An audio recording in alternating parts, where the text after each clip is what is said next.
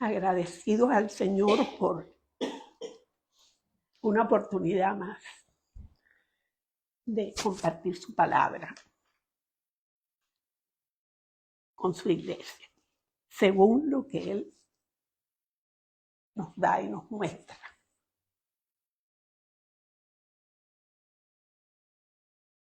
Casi nunca digo el título de la palabra, siempre se lo doy a Cristi para que lo ponga, pero hoy se los digo. El título de la palabra hoy es No más figuras. Es el Hijo y solo el Hijo. Gloria al Señor. En su conversación con Nicodemo en el capítulo 3 de Juan, versículo 15, Jesús le dijo: como Moisés levantó la serpiente en el desierto, así es necesario que el Hijo del Hombre sea levantado, para que todo aquel que en él cree no se pierda, mas tenga vida eterna. Jesús se estaba refiriendo a los hechos narrados en el libro de Números, versículos 5 al 9, cuando el pueblo se desanimó en su jornada por el desierto. Y dice así: habló el pueblo contra Dios y contra Moisés. ¿Por qué nos hiciste subir de Egipto para que muramos en este desierto? Pues no hay pan ni agua y nuestra alma tiene fastidio de este pan tan liviano. Y Jehová envió entre el pueblo serpientes ardientes. Envió juicio, que mordían al pueblo. Y murió mucho pueblo de Israel. Entonces el pueblo vino a Moisés y dijo: hemos pecado por haber hablado contra Jehová y contra ti. Ruega a Jehová que quite de nosotros estas serpientes. Y Moisés oró por el pueblo.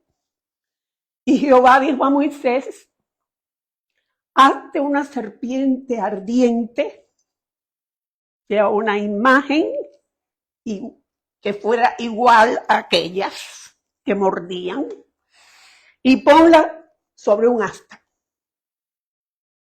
Y cualquiera que fuere mordido y mirare a ella, vivirá. Y Moisés hizo una serpiente de bronce y la puso sobre un asta. Y cuando alguna serpiente mordía a alguno, miraba a la serpiente de bronce y vivía. La serpiente era de bronce porque el bronce en las Escrituras representa el juicio de Dios. ¿El qué? El juicio de Dios. Y de hecho, ¿verdad? En el tabernáculo también hay un altar de bronce. Símbolos, figuras. De manera que Jesús cita este evento en su conversación con Nicodemo, le cita este evento, indicando que él llevaría sobre sí el juicio por el pecado. ¿Cierto? Y que al ser levantado en la cruz, todo aquel que mire a él, es decir, todo aquel que crea en él y en ese sacrificio, tiene vida eterna. Esa es la lección, ¿verdad? En ese mensaje del Señor, porque es un mensaje del Señor.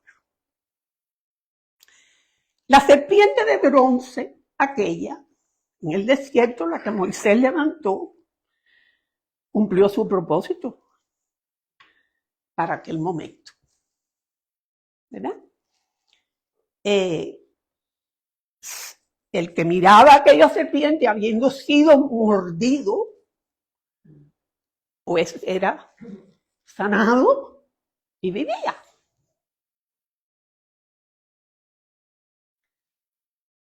El Señor quiso hacer ese milagro en el Antiguo Testamento porque estaba mostrando aquello que habría de venir. Una figura de aquello que habría de venir. Bien, la próxima vez que se nombra la serpiente de bronce en las Escrituras, bien interesante, es en Segunda de Reyes, no lo tienen que buscar, capítulo 18, versículo 4, y aquí han pasado cientos de años han pasado. Y es la próxima vez que se nombra, y es porque el rey Ezequías, cuando empezó a poner las cosas en orden, la hizo pedazos. Derrumbó ídolos y cosas, pero la serpiente de bronce la hizo pedazos. ¿Por qué la hizo pedazos? Porque hasta aquel momento dice la palabra que los hijos de Israel le quemaban incienso.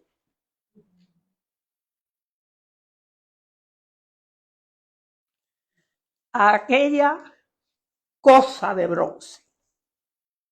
Y estamos usando ese término a propósito. ¿Por qué Ezequías a la serpiente de bronce le decía Nehustán?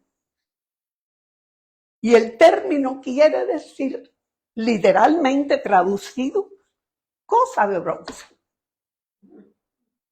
Es lo que quiere decir, cosa de bronce.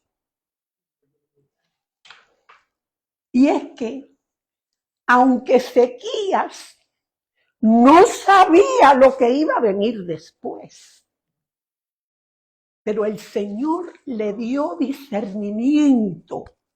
Le dio discernimiento para entender que el pueblo había hecho un ídolo de un objeto temporal. Gloria al Señor. Bueno, no de esta misma manera, pero en cierta forma, gran parte del pueblo del Señor hoy día, especialmente debido a la influencia de la doctrina del dispensacionalismo, no vamos a entrar en eso ahora, en la iglesia, a través de las últimas décadas, la influencia a través de las últimas décadas. El pueblo ha estado desviando su atención hacia lo que no es. Hermanos, los rituales y las fiestas que el Señor ordenó en el Antiguo Testamento a su pueblo de antiguo, a su pueblo de Israel, todos, absolutamente todos tuvieron su cumplimiento en Cristo. Punto. No hay más. Nosotros no tenemos que celebrar nada de eso. Hay pueblo del Señor que está envuelto en estas cosas. Otra cosa. Hoy en día, hay gran especulación y expectativa. Y hasta entusiasmo, excitement, en parte del pueblo cristiano,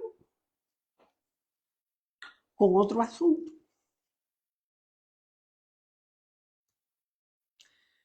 Hay organizaciones judías ortodoxas. Una es el Instituto del Templo, the Temple Institute, que están haciendo preparativos para levantar el templo de nuevo. Nos metemos online y ahí hay un montón de información. El Estado de Israel no está envuelto en el asunto. Son organizaciones judías ortodoxas. ¿Ok? Bien.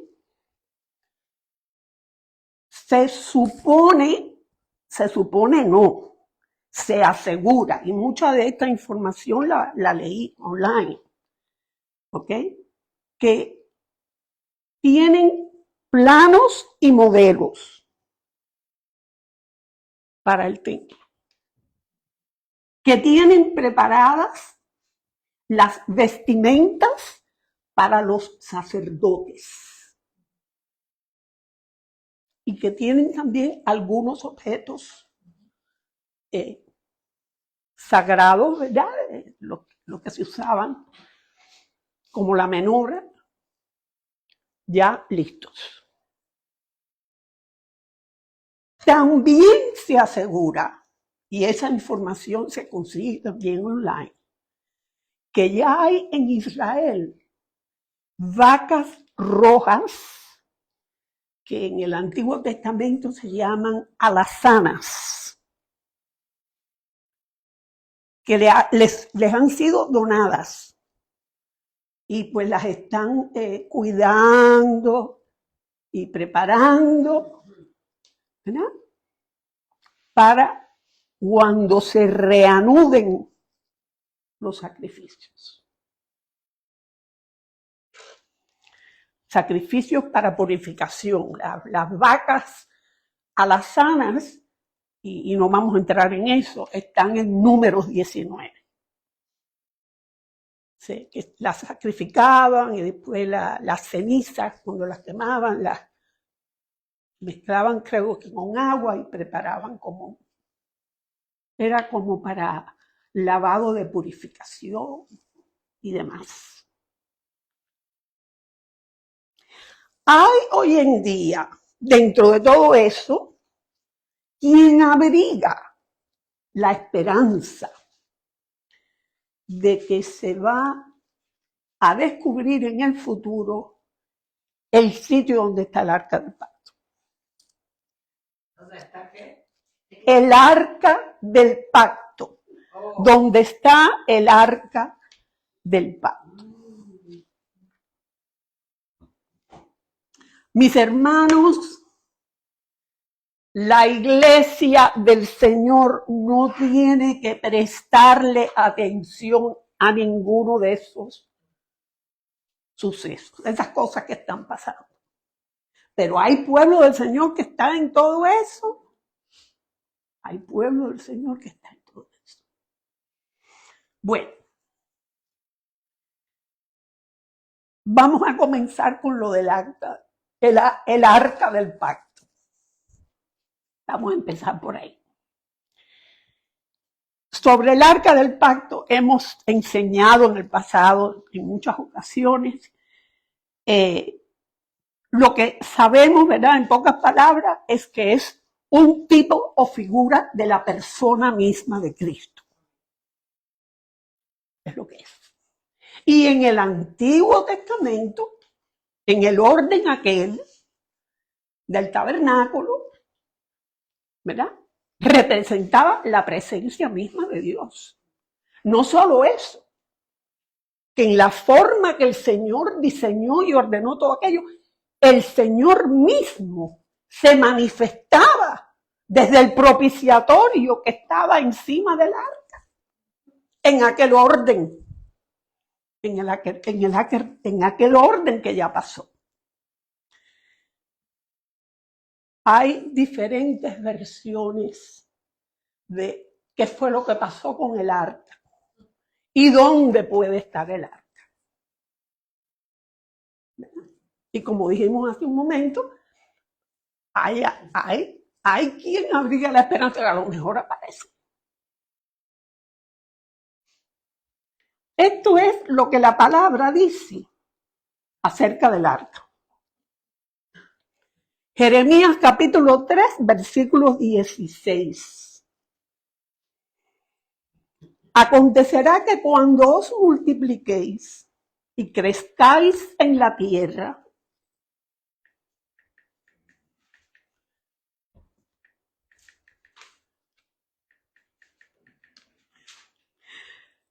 cuando os multipliquéis y crezcáis en la tierra, en esos días, dice Jehová, no se dirá más arca del pacto de Jehová, ni vendrá al pensamiento, ni se acordarán de ella, ni la echarán de menos, ni se hará otra. No se hará otra. Esto que aquí dice, que iba a suceder, que ni se iban a acordar, ni iban a hacer otra. ¿Quién lo causó? Lo causó el Señor. El Señor mismo. Porque esa arca, que era un tipo y figura de Cristo, ya no hace falta. La verdadera arca de Dios en su momento apareció.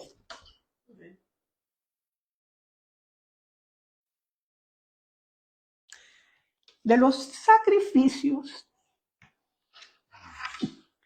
es como volver a repetir cosas que ya sabemos, ¿verdad? Pero está tan clarito en Hebreos 9. Los versículos 4 al 9 dice, la sangre de los toros y de los machos cabríos y las cenizas de la vaca roja, del red heifer, ¿verdad? No pueden quitar los pecados. Esta es la epístola a los hebreos. El que escribió esta epístola, el Señor lo puso para escribir esto a los hebreos, ¿verdad?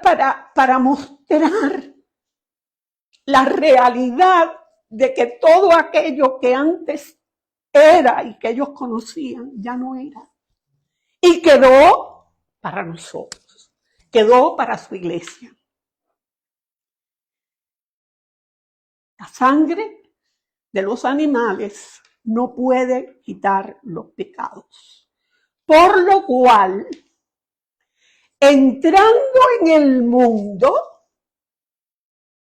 dice, entrando en el mundo, Cristo, Jesús, hombre, viniendo en carne, sacrificio y ofrenda no quisiste, mas me preparaste cuerpo. Es el Hijo hablando al Padre. Tú me preparaste cuerpo.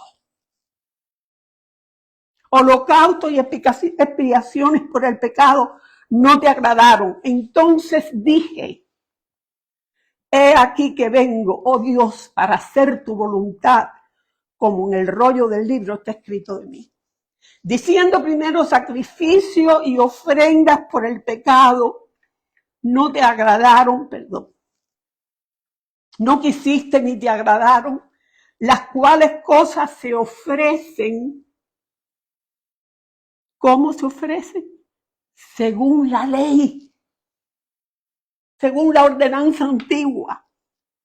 Y diciendo luego, he aquí que vengo, oh Dios, para hacer tu voluntad.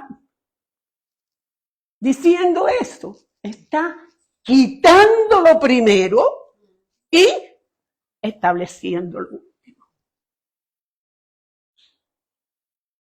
En esa voluntad somos santificados mediante la ofrenda del cuerpo de Jesucristo hecha una vez para siempre. Y en los versículos del 12 al 14, Cristo, habiendo ofrecido una vez para siempre un solo sacrificio por los pecados, se ha sentado a la diestra de Dios.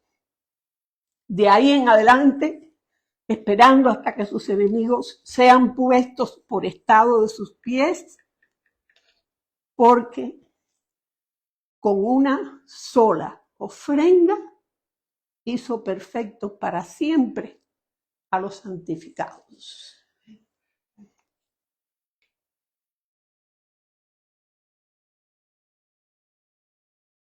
Y del templo.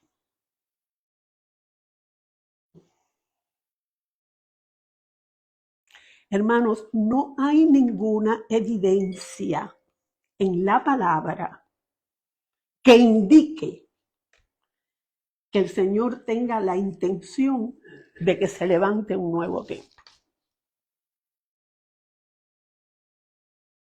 ¿Verdad? Los que no conocen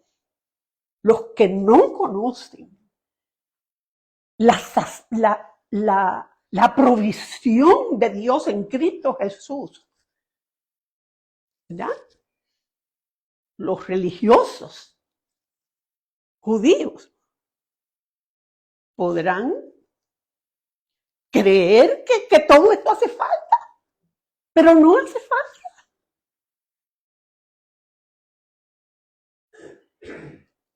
Pueden planear todo lo que quieran. Pueden planearlo. Pero la iglesia del Señor tiene que estar clara. Nosotros no podemos estar envueltos en todas esas especulaciones y lo que está pasando y lo que...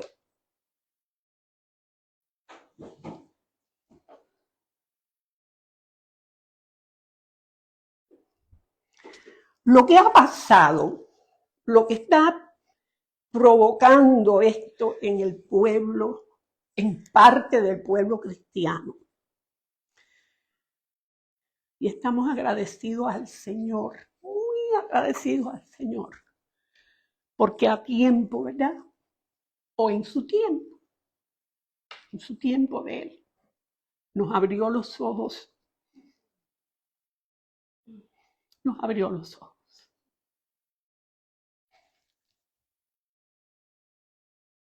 Pero lo que ha pasado con todas estas cosas es que cuando surgió la doctrina del dispensacionalismo hace menos de 200 años y que se hizo fuerte aquí en los Estados Unidos hace unos 110 años, lo que pasó fue que a raíz de eso, algunos pasajes bíblicos que a través de los siglos la iglesia había entendido correctamente,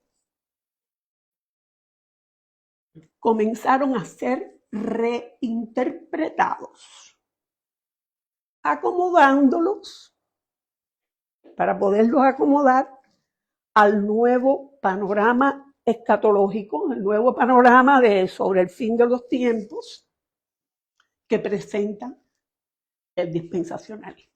Eso es lo que ha pasado. Uno de ellos es Mateo 24:15. En el sermón profético del Señor Jesucristo, que obviamente no vamos a... Es digno de estudiar ese sermón, porque en ese sermón el Señor Jesús está hablando de tres puntos diferentes y están ahí intercalados y hay una confusión en un montón de hermanos por él, porque no lo entienden. Pero en Mateo 24:15 específicamente, Por tanto, cuando veáis en el lugar santo la abominación desoladora de que habló el profeta Daniel, el que lee entienda. El Señor se está refiriendo aquí a la desecración del templo que llevaron a cabo las tropas romanas de Tito al entrar al templo con todas sus insignias y estandartes paganos en el año 70, cuando lo destruyeron todo, igual que a la ciudad de Jerusalén. Es el mismo evento que se profetiza en Daniel 9:26. Como estas profecías, si fueran para un cumplimiento futuro, requerirían la presencia de un nuevo templo. Pues, entonces, ya quieren acomodar las cosas, ¿verdad? Todos los que comparten el panorama dispensacionalista están excited, porque ya, si se va a levantar el nuevo templo, eso quiere decir que ya.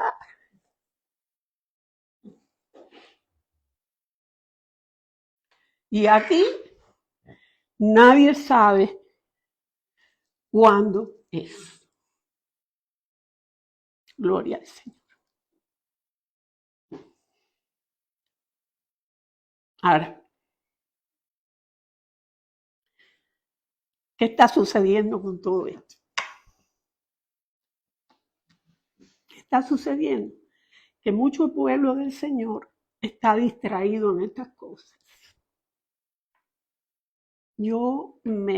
A veces tengo uno bien cerca de mi familia, pero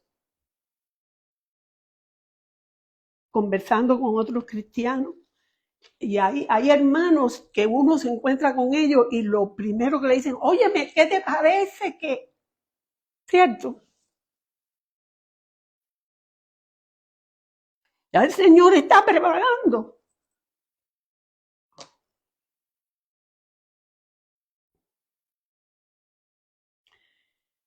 Mucho pueblo está distraído. Y cuando uno se distrae en todas estas cosas, entonces uno se pierde de mantener los ojos fijos, solamente en aquel que hizo toda la obra, la terminó por completo. Y ese es un punto que con el favor del Señor queremos tocar el próximo domingo. La terminó por completo.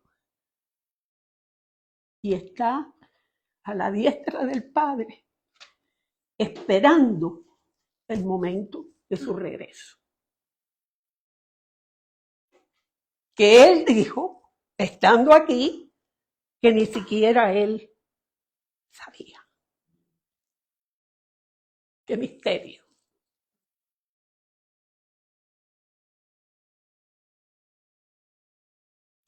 Ya todo está hecho. Todo está hecho. Todo está terminado. Ya no hacen falta más figuras. Cristo es el arca de Dios. Cristo es el sacrificio perfecto de Dios. Y del templo, el templo en la Nueva Jerusalén.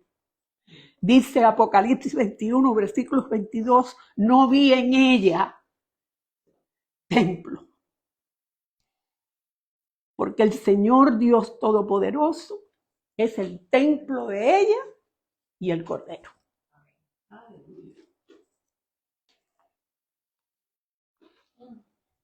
Leemos, y con esto terminamos en Hebreos 1, versículos del 1 al 4.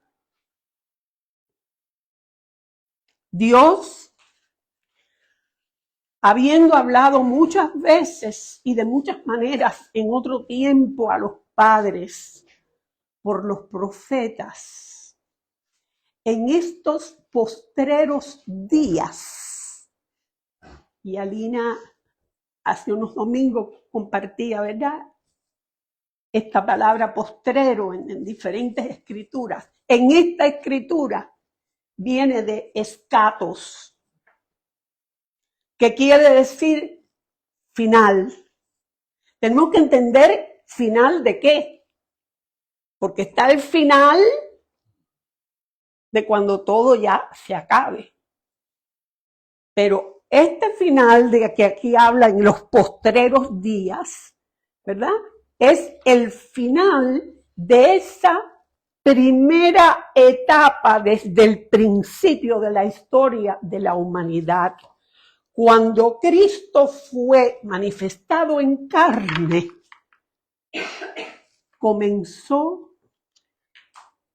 comenzaron los días finales en el plan de Dios para la humanidad. Así que no se trata de final porque en el sentido de que el mundo, del final del mundo, no, final de una etapa. En estos postreros días, ya aquello se acabó, se acabaron las figuras, se acabó el orden del Antiguo Testamento, se acabó todo lo que pasó ya. En estos postreros días nos ha hablado por el Hijo, a quien constituyó heredero de todo y por quien asimismo hizo el universo, el cual, siendo el resplandor de su gloria y la imagen misma de su sustancia, y quien sustenta todas las cosas con la palabra de su poder, habiendo efectuado la purificación de nuestros pecados por medio de sí mismo, se sentó a la diestra de la majestad en las alturas, hecho tanto superior a los ángeles, cuanto heredó más excelente nombre que ellos. Jesús hombre, heredó un nombre más excelente que los ángeles, porque su nombre es Hijo de Dios. Hijo de Dios. Lo declaró así el ángel cuando le anunció su nacimiento a la Virgen María, su madre.